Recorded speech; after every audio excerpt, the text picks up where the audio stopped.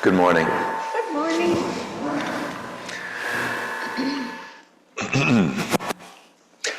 So every morning, Jones arrived at the office at 9 o'clock sharp, and he was so precise and dependable every single day that his walking in became a signal for everybody else in the office to stop milling around and get to work. Well, one day the manager came out of his office at 10 and saw that everybody was just still kind of standing around chatting with each other and, whatever. The manager said, what's going on? And they looked around, they said, I guess Jones isn't here today. He said, well, everybody get to work. An hour later, Jones came into the office. He kind of stumbled in and he was bruised and a little bit broken. And he walked in and the manager said, what's going on? You're 2 hours late. Jones said, I fell down a flight of stairs this morning. And the manager said, and falling down one flight of stairs took you 2 hours? All right. I don't know, that's the one I've got today.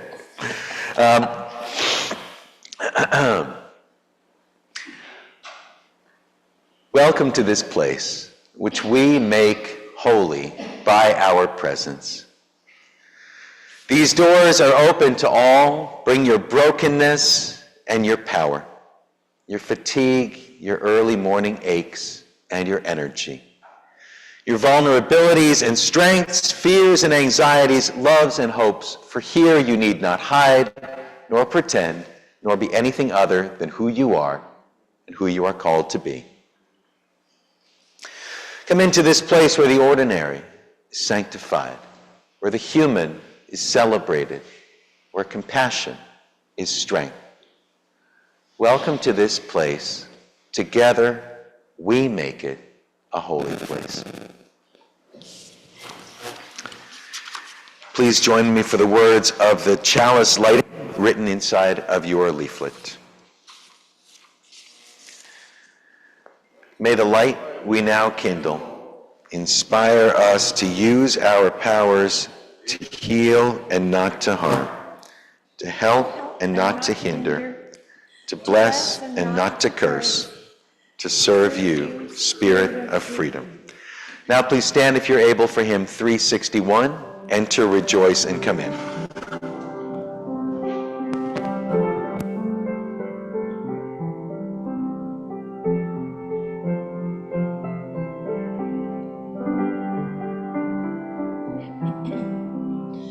Enter, rejoice, and come in. Enter, rejoice, and come in. Today will be a joyful day.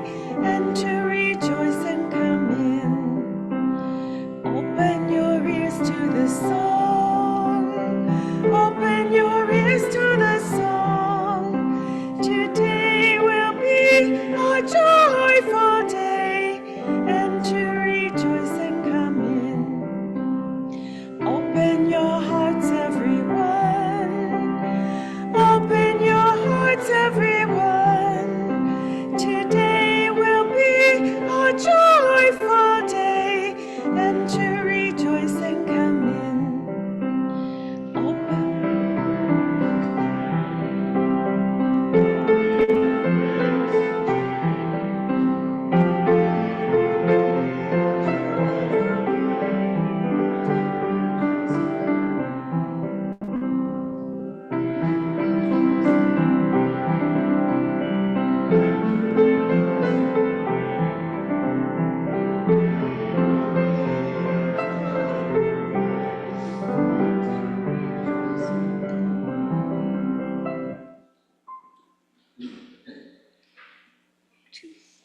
So reading today will be number 660 in the hymnal. Number 660.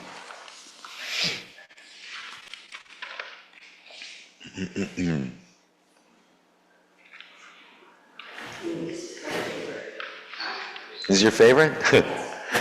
You know, I was looking at the holiday readings. I was looking at the Christmas readings today, and just none of them seem quite right. I'm just not feeling very Advent-y right now. So then I saw this one. I said, yeah, let's do this. Why should we live in such a hurry and waste of life? We are determined to be starved before we are hungry. I wish to live deliberately, to front only the essential facts of life. I wish to learn what life has to teach, and not, when I come to die, discover that I have not lived. I do not wish to live what is not life. Living is so dear. Nor do I wish to practice resignation unless it is quite necessary. I wish to live deep and suck out all the marrow of life. I want to cut a broad swath, to drive life into a corner and reduce it to its lowest terms. If it proves to be mean, then to get the whole and genuine meanness of it and publish its meaning to the world. Or if it is sublime, to know it by experience and to be able to give a true account of it.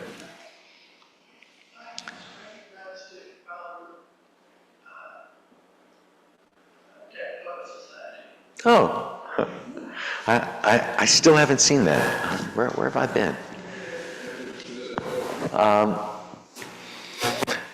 This is a time when we honor our joys and sorrows, when we remember that, you know, joys are sweeter when we share them, and sorrows are lighter when we share them. So I invite you to take a moment in silence and think about if there is something you would like to share with the congregation. Peter, you're giving me that look. Did you want to do it? I'll let you do that. I'll let you do the offertory.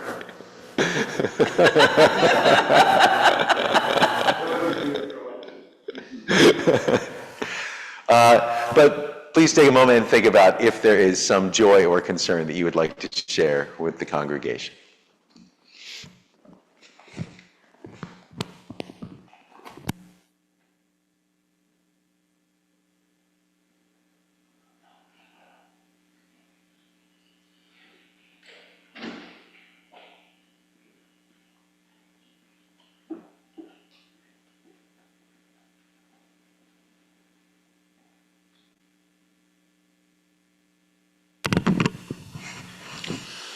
Good morning. Good morning. I'm still Linda. I just wanted to undo an anticipatory sorrow from last week and give it as a joy this morning. I'm very happy that the weather forecasters were wrong, and it is definitely not 19 degrees this morning.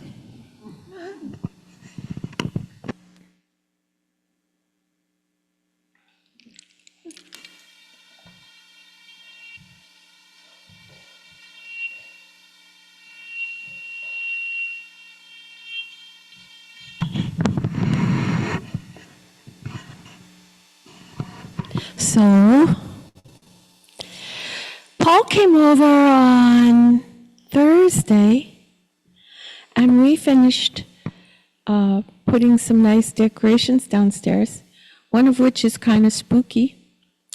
And then when I saw what John's topic was this morning, I thought, oh, gee, I have to share this. So while the heat was on, I thought, well, I better take advantage and go and do a bit more dusting and stuff. So I said, oh, look at that. There's a great big old cobweb there. I better run and get my duster so I could reach it. I came up, I got the duster. I went back downstairs and I completely forgot where the cobweb was. So it's still there.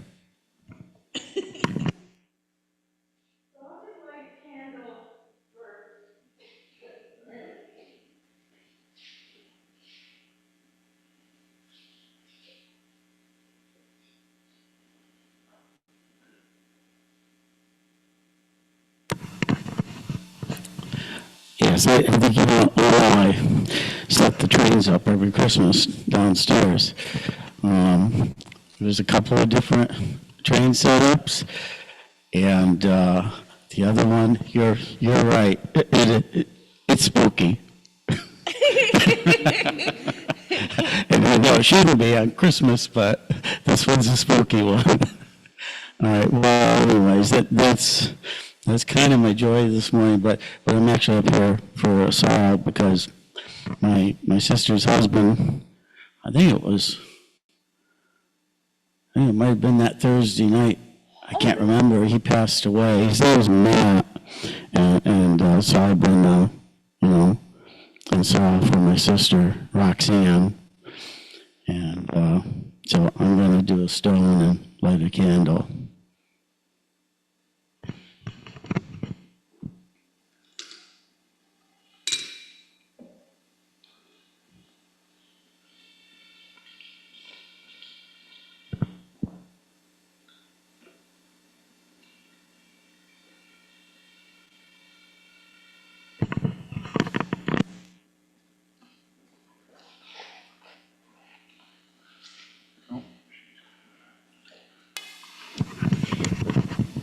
My joy is a little weather related too. I'm glad it's not cold. But like yesterday, Emerson and Abby and I went to Lewiston and did the Christmas walk and stuff like that. And they had horse-drawn carriages, and it just was the perfect amount of snow, like the light, fluffy snow. It was just beautiful, picture perfect. It was great. And then we got to meet Santa. And Emerson said, I don't want anything. I have enough stuff. And Santa said, oh, he's good. He's good. I'm like, oh, cool. And it made me proud. Yeah, so we just have, he just has surprised me on his list. I said, well, good, I'll write to Santa, say he doesn't have to come here. Oh, no, he should still come for a surprise.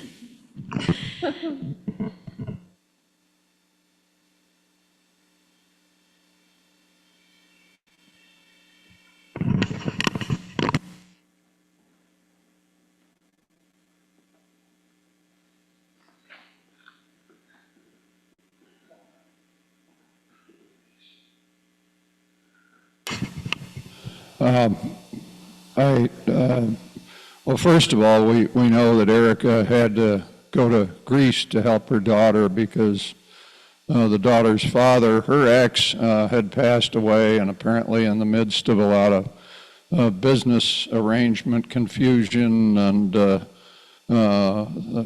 confusion about how to handle a memorial service and so on. So true to form, Erica goes to Greece, of all things, flies there, is going to be there for the month of December. I don't know how we'll get by. But in her usual fashion, she has been, I agreed before she left, she needed somebody to print the order of service, planning all the while to compose this from her remote location in Greece. So she composed the order of service you're looking at in Greece, emailed it to me, I printed it, I cut it up, I put it in your bulletin there, so that is how you got that thing. And it's due to her dedication that you have it. She says that in her latest email that things are coming along. It's been stressful, but she's managing. And so that's a good thing. Apparently she's been a wonderful help to her daughter from all accounts. And so that's good news. But it amazes me, though, it's like even in the midst of chaos, she manages to help us out with this order of service thing all the way from Greece. It's just unreal. But that's Erica. She constantly amazes. Anyway, best wishes.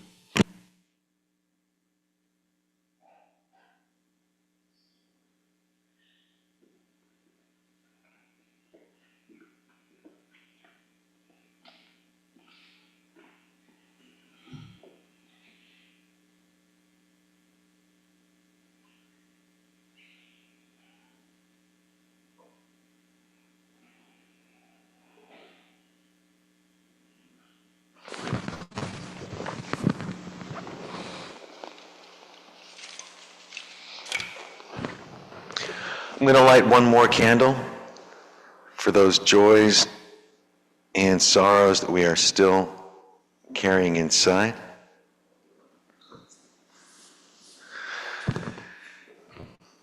And now is the time of the offering, when we share our gifts for the work of this church.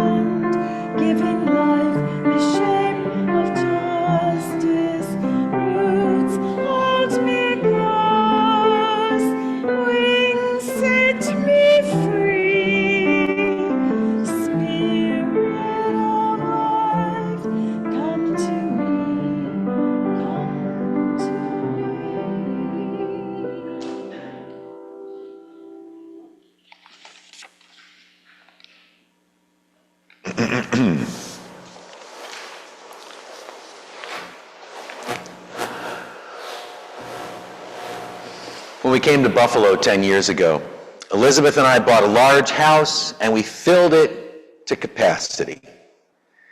When we moved in with 3 kids, there was just a little bit of elbow room left over, and then we filled that too. She gave birth to William on our couch, and now we are 6. 2 children, 2 teenagers, 2 adults. As the person who does all of the laundry, most of the cooking, and the only one who knows how to replace a toilet paper roll, I've explained it, I've demonstrated it, but still every time a roll runs out, I find a new roll on the floor. Nobody else can negotiate with the little springy thing. I don't know what it calls itself, but I know how it thinks, what it wants, so I can make it work. I'm also the one who gets to dig hair clogs out of the drains. And the hair I pull out is always gray. We've got so many hair colors in my house: yellow, orange, auburn, brown, and Elizabeth tells me that my hair is black. I don't believe it, but she's a doctor and a redhead, so I don't argue. We've got half a rainbow of hair colors, but mix them all together in a drain and somehow it's gray. Anyway, as the guy in charge of the monthly hair clog, the weekly laundry piles, and the daily roll of toilet paper, I can report that our habitat is amply inhabited. The population of 6 is just the people. Plus, we're dog owners. Our dog passed away. But we are dog people, and the inevitability of our next dog pretty much counts as having one. I'm holding out for an orange corgi. But eventually, some random dog will just appear out of nowhere and be ours like our last one did. Malcolm's got 2 ferrets.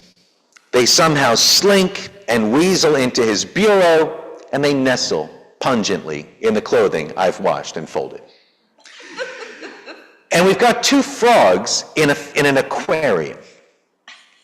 We used to have fish, And I think the frogs were supposed to have to keep them company or clean the tank or something, but the frogs killed the fish, and now they mostly float, playing dead all day. It's their favorite game. Or maybe they're in a staring contest with each other. Whatever it is, it takes a lot out of them, because when you drizzle some dried food in there, they just dart like crazy. Then they settle back into whatever lazy game they play. So if you're keeping count, we're at 10 plus a certain amount of matter soon to be displaced by a medium dog. But that's not all. Because we've got kids who walk around with crumbly crackers in their hands, and teens who take turns leaving the kitchen a mess overnight, they're in a rotating schedule. One of them ignores the dishes while the other ignores the counters, and then the next night they switch jobs. Not to mention that somehow ferret food ends up all over. And every so often, this slow accumulation reaches a critical mass, and just when it seems like we're headed for a household disaster, a cleaning crew materializes. Like magic, like nighttime elves trying to grant some desperate wish, and they pick up crumbs and they lick our unwiped kitchen counters. And the more mess we make, the more of them manifest. They even multiply, they make more of themselves. Or they would, except this is the kind of cleaning crew that'll shock you in the morning. Like you turn on the light and they skitter and scatter away from the sink. And some of them scritchety scratch in the walls. And you know it's time to get to work. Because suddenly the population of your house has jumped from 10 to 100, and it'll be 10,000 by Tuesday. So at the first warning signs, we go into disaster mode. Scorched earth, we tear the place apart and put it back together. And just to be crystal clear here, when I'm talking about a messy house, I mean, and I know this is going to sound a little bit elitist, but I'm talking about the master's degree version of a messy house, not the high school dropout version. So adjust your mental image. Anyway, so the population of our house is in flux. There's a bunch of us, and we get the occasional population boom, and we bust it, and then the cycle starts over again. Pests. Or in a way, I guess you've got to call them pets, since the kids are always leaving food out for them. You got to remind Malcolm 10 times to feed his ferrets, but they never forget to leave scum on the counters and crumbs on the floor. I feed them too, by which I mean peanut butter in snap traps, and inject poison into the crannies. I even set up little motels. And they show up not to be guests in the motels, but to be the janitors. Roaches don't move into hotels. They just want to clean them up and then go home. And I encourage them, take some of the continental breakfast with you when you go. I think of these guests as pests in my house, but that's culture, not nature. By nature's standards, I live in an artificial habitat, some bizarre box specifically designed to keep nature out, which is comical since the humans in the house are part of nature too. From nature's perspective, I live in a big piece of litter, and Mother Earth will have to clean it up someday. Not just me in particular. From nature's perspective, Notre Dame and the Egyptian pyramids are big chunks of man-made trash too. The termites see dead wood and they go to work. Never mind if the dead wood is a cathedral. Humans build temples and pyramids because we desperately want to believe that life has purpose, but we secretly doubt it. Termites don't have existential crises. They don't even seem to care whether they exist or not. They just see a job to do, and they do it. I sit at a desk pondering the meaning of life. Sometimes I fill a page, sometimes I have nothing to say. But a termite would just eat the desk, since the wood's not alive anymore, and then eventually termite droppings could fertilize a new tree. Sigmund Freud wrote that you'll never convince a man that he's a termite. And sometimes I wish that Dr. Freud was wrong. Everything in nature has a job to do. Some creatures clean up, some creatures are there to make a mess. The human being got started as a scavenger, not a mighty hunter, but a biped jackal. waiting for the pride of lions to finish stuffing themselves with gazelle and wander off, and then the humans would show up and chew the bones, and little critters would run off with the scraps, and then insects would swarm the fragments, and bacteria would ingest the rest of the mess. That's nature's cleaning crew. But now the natural order is out of whack. Humans have stuffed the lions for museum pieces, become the #1 trash producers on the planet, and outlawed the waste management species. We've turned the mice and bugs into vigilantes. We have international summit conferences about how to deal with problems of pollution. And meanwhile, the creepy crawlies just keep cleaning. Insects appear on the first page of the Bible.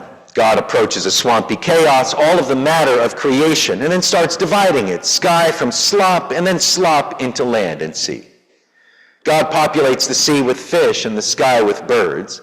And then on the 6th day of creation, God said, "Let the earth bring forth the cattle and the creeping things and the beasts of the earth after their kind." And it was so. Except apparently, it wasn't so. It didn't happen. So God had to do it manually, as we read in the next verse. And God made the beast of the earth after its kind, the cattle and every creeping thing that creepeth on the earth after its kind. And God saw that it was good. God knew that all of these birds and beasts and cattle would need someone to clean up after them. The Bible and the biology textbook agree that insects were here before people, who were created next, and then given dominion over all these living creatures, including the creeping things. The creeps were deemed good in the beginning, but in their next big biblical moment, they will appear as one of the plagues used to punish Egypt for refusing to let God's people go. These disasters include lice, gnats, and flies, and then come the locusts. The Lord made an east wind blow across the land, and locusts invaded all of Egypt and settled down in every area of the country in great numbers. The book of Exodus tells us they covered the ground until it was black. They devoured everything growing in the fields and the fruit on the trees. Nothing green remained on tree or plant in all of the land of Egypt. The good news is, among the green things, the locusts probably cleaned up the prior plague of dead frogs falling from the sky. These invaders are well-organized anarchists. As we read in the book of Proverbs, locusts have no king, and yet they advance together in ranks. And they're also kosher. As God revealed to Moses on the mountaintop, you may eat any kind of locust, cricket, or grasshopper. John the Baptizer was an insectivore, subsisting on a diet of locusts and wild honey in the desert. Not to spoil the ending, but insects also get a big moment in the last book of the Bible, the Revelation, where God is punishing the heathens and the pagans and the Unitarian Universalists with an army of locusts the size of horses, with human faces, women's hair, lions' teeth, and scorpion stingers. We read, and in their tails they had the power to torment people for 5 months. I'm not precisely certain what this might mean. Apparently the poison in their stingers was not lethal, but was just enough to give unbelievers a hard case of seasonal depression. So the Bible gives mixed messages about these creeping things. An essay on the topic could be called The Good, the Bad, and the Crunchy. The Egyptians who withstood these plagues of insects had a special religious veneration for the scarab beetle, which rolls up balls of dung to lay eggs in. They saw in this action a parallel with the god whose job it was to roll the sun across the sky. And since the Egyptians believed the sun was swallowed by a goddess each night and rebirthed in the morning, the scarab also signified regeneration. So the scarab is a common symbol in Egyptian seals, their version of the postage stamp. Plus jewelry, it was highly fashionable to go around ancient Egypt with amulets and rings depicting dung beetles. In ancient China, the insect of immortality was the cicada, which, depending on the specific type, can spend the first year or the first 16 years of its life underground. Then emerge, climb a tree, sing for a month, and die, having laid eggs of cicada babies that will fall to earth, burrow, and start the cycle all over again. So it became customary in ancient China for people to bury a dead relative with a carved jade cicada in their mouth, as a sign that burial was not the end of existence and that death was not the end of song.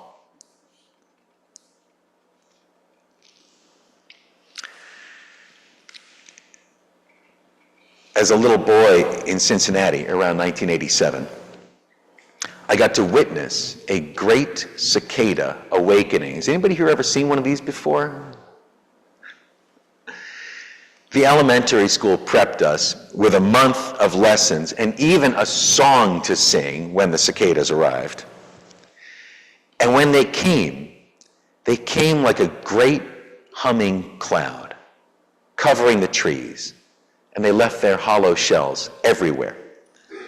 Apparently, these Cincinnati cicadas had been sleeping since 1971, when Tom Jones settled them down by singing "She's a Lady." They slept through classic rock, disco, punk, and new wave, and awakened to Whitney Houston singing "I Want to Dance with Somebody." Actually, come to think of it, 1987 was the year that everybody was listening to the Dirty Dancing soundtrack cassette. So some of the cicadas must have thought that they'd slept backward into the summer of '63. Anyway, for about a month, there were all of these millions of cicadas turning sweet 16, literally having the time of their lives. In Greek mythology, the cicadas had once been human musicians who were blessed by the muses with the power to sing and dance without ever needing rest or food. But because they never ate, they kept getting smaller and smaller and smaller until eventually they looked like these dried crickets and dropped dead. But the muses blessed them again with the power to rise up singing every few years, perform for a month straight, drop dead, and then the cycle would continue. The Athenians even minted silver coins with cicada images, symbolizing devotion to the muses of song, dance, and poetry. I don't count my blessings as often as I should. And when I do, it would never occur to me to count all of these uninvited house guests as blessings. But I suppose in a way I should, because my anxieties are always festering somewhere in the back of my brain, creeping up on me, multiplying, and you can't fumigate for anxiety. That just produces paranoia, which is even worse. Shakespeare said sorrows come not in single spies, but in battalions. Definitely true of pests, but also true of worries. Well, I can't drain the swamps of Washington any more than I can clean up the mess in Israel. But this week, we did a deep cleaning in our kitchen. One little room in one little corner of the world. And even after one of those nights lying awake with anxieties, coming downstairs to a safe, clean kitchen makes the morning a little brighter and helps me to take the next step. Coming here, or to the college, or bringing my kids on an activity, taking a look around and asking, now what can I do to make this place a little warmer, a little safer, and a little bit less creepy? Thank you. I know. Hey, you know what I want for Christmas? Is for you all not to tell my wife that I said any of those things about our house, because because if she found out that I said that our house got messy, then all I would want for Christmas is my 2 front teeth. Please stand if you are able for hymn 131. Oh, we can do that one. Oh, or whichever hymn you had in mind. Let's stick with the one we all. Yeah, Love Will Guide Us. Is it? Okay. Oh, I just tuned into this kind of close to Christmas. Well, let's do our favorite one. Love will guide us. 131. I'll sing one verse of this shining star a bit later.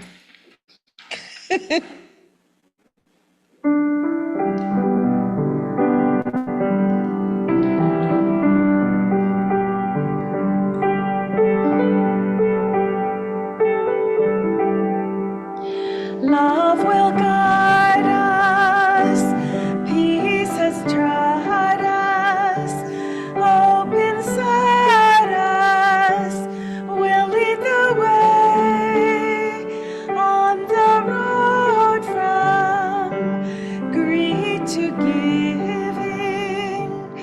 Love will guide us through the hard night.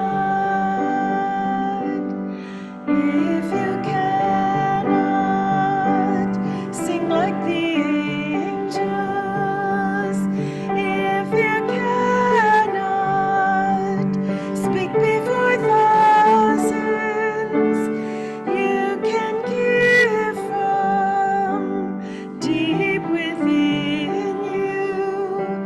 You can change the world with your love. Love will guide us, peace has tried us, hope inside us.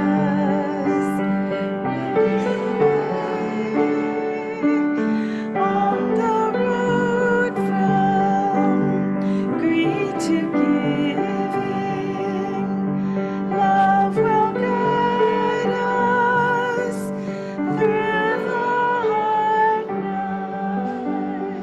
nights. Do we have any announcements today?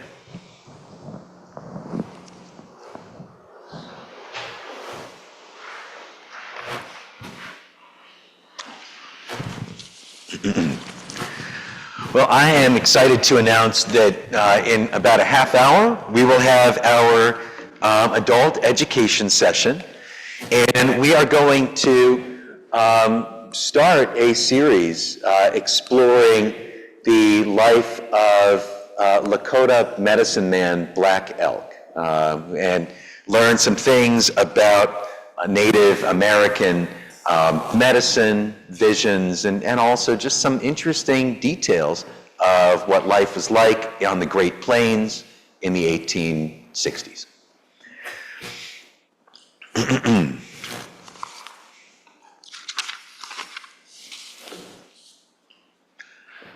Together, we have sanctified this space.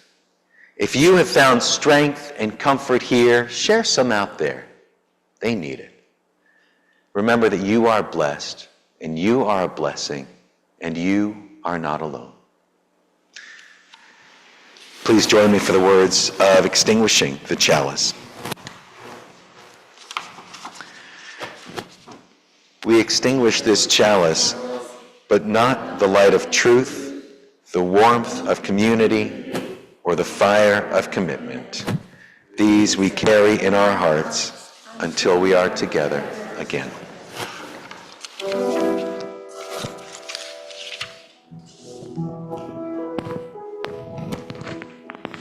Girls in white dresses and blue satin sashes, snowflakes that stay on my nose and eyelashes, silver white winters that melt into spring. These are a few of my favorite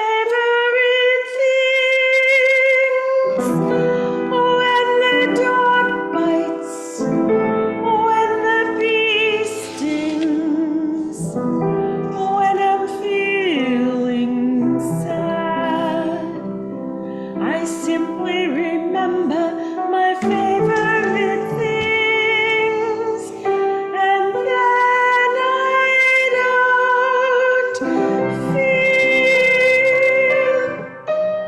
feel so